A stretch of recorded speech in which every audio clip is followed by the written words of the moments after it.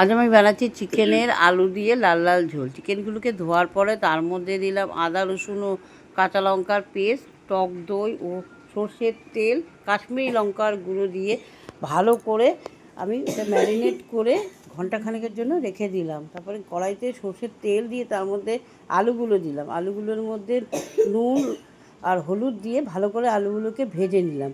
এবার কড়াইতে সর্ষের তেল দিয়ে তার মধ্যে দিলাম গোটা গরম মশলা, জিরে, তেজপাতা দিয়ে ফোড়ন দিয়ে তার মধ্যে পেঁয়াজ কুচুনো দিলাম। পেঁয়াজ কুচুনোগুলো একটু লাল লাল হওয়ার পরে তার মধ্যে টমেটো কুচি দিয়ে দিলাম।